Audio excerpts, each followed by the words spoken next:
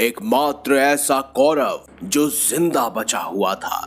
महाभारत युद्ध खत्म होने के बाद आखिर उस कौरव का क्या हुआ, वो कहां गया? यूं तो कौरव 100 थे, लेकिन ये गलत जानकारी है। दरअसल कौरव 101 थे। 100 कौरवों का खात्मा महाभारत युद्ध के दौरान हो चुका था, लेकिन एक ऐसा भी कौरव था जिसने अपना पड़ला यानी अपना पक्ष बदल लिया। उसने कौरवों की तरफ से नहीं बल्कि पांडवों की तरफ से युद्ध लड़ा था। हम बात कर रहे हैं धृतराष्ट्र और एक दासी पुत्र युयुत्सु के बारे में। युयुत्सु महाभारत के युद्ध के अंत में बचे हुए 18 योद्धाओं में से एक थे। उनके पिता धृतराष्ट्र ही थे, किंतु माता गांधारी नहीं बल्कि एक दासी थी जिसका नाम सौवली था। जब युयुत्सु का जन्म हुआ तो वो देखने से ही अत्यंत बलवान लगता था और इसी कारण उसका नाम युयुत्सु यानी कि योद्धा रखा गया। वो दुर्योधन से छोटा और दुशासन से बड़ा था। महात्मा विदुर की ही भांति उसने भी जीवन भर राज्यपुत्र होकर भी दासी पुत्र होने का दंश झेला।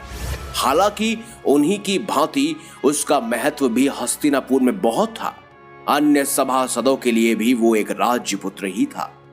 महाभारत के युद्ध के बाद वही एक लौता ऐसा कौरव था जो जीवित बचा था और उसी ने धृतराष्ट्र और गांधारी की मृत्यु के बाद उन्हें मुखाग्नि दी थी। युयुत्सु कभी भी शकुनी के प्रभाव में नहीं रहा। अपने अन्य भाइयों से उलट उसके मन में सदैव धर्म की ओर ही हमेशा झुकाव रहता था। यही कारण था कि वो दुर्योधन के किसी भी पाप में भागीदारी नहीं रहा। ऐसा भी कहा जाता है कि बचपन में उसने युधिष्ठिर को ही सूचना दी थी कि दुर्योधन ने भीम के भोजन में विषपात मिला दिया है। आपको एक और जानकारी दे दे दोस्तों, युधिष्ठिर सभी कौरवों में सबसे ज्यादा युयुत्सु को ही मानता था और उसे ही पसंद करता था। कहा जाता है कि वो एक उत्कृष्ट योद्धा था। उसकी गिनती श्रेष्ठ रथियों में की जाती थी। जब महाभारत का युद्ध ठन गया तो ना चाहते हुए भी उसे कौरवों के पक्ष से युद्ध लड़ना पड़ा। लेकिन युद्ध आरंभ होने से ठीक पहले ही युधिष्ठिर के कहने पर उसने कौरवों का पक्ष छोड़कर पांडवों के पक्ष में शामिल होना बेहतर समझा। युधिष्ठिर जानते थे कि इस युद्ध में धृतराष्ट्र के सभी पुत्रों का नाश हो जाएगा, इसीलिए उसने अपने सबसे प्रिय युयुत्सु को कभी भी सीधे युद्ध में भाग नहीं लेने दिया।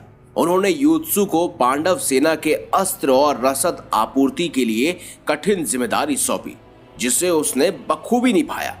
जब महाभारत का युद्ध खत्म हुआ, महाभारत युद्ध के पश्चात जब कौरवों की पत्नियां और अन्य स्त्रियां विलाप कर रही थी और भीम के भय से राजमहल में सभी भय से श्रद्ध थे, तब युयुत्सु ने युधिष्ठिर और कृष्ण की आज्ञा लेकर स्वयं हस्तिनापुर राज्य महल में प्रवेश किया और सभी राजकन्याओं को सांत्वना दी थी। फिर वे महात्मा विदुर से मिले और उनकी आज्ञा से कई दिनों तक धृतराष्ट्र और गांधारी के साथ रहे और उनका ख्याल रखा। साथ ही धृतराष्ट्र और गांधारी के मरने के बाद युयुत्सु ने ही पुत्र धर्म निभाते हुए उन्हें अंतिम संस्कार दिया। जब युधिष्ठिर हस्तिनापुर के सम्राट बने तो उन्होंने युयुत्सु को अपना मंत्री बनाया। 36 वर्ष तक राज करने के बाद जब युधिष्ठिर अन्य पांडवों और द्रौपदी के साथ स्वर्गारोहण को चले गए तो उन्होंने अभिमन्यु के पुत्र परीक्षित को हस्तिनापुर का सम्राट घोषित किया और युयुत्सु को उसका संरक्षक बनाया। तो दोस्तों, युयुत्सु ही थे वो एक कौरव जो अंत तक जीवित बचे रहे और उन्होंने पांडवों का साथ निभाया। अगर आपको हमारी ये खास जानकारी, ये वीडियो अच्छी लगी है तो इस वीडियो को लाइक करें, हमारे चैनल को सब्सक्राइब करें और ज्यादा से ज्यादा शेयर भी करें। मिलेंगे अगली बार एक नई खास वीडियो के साथ।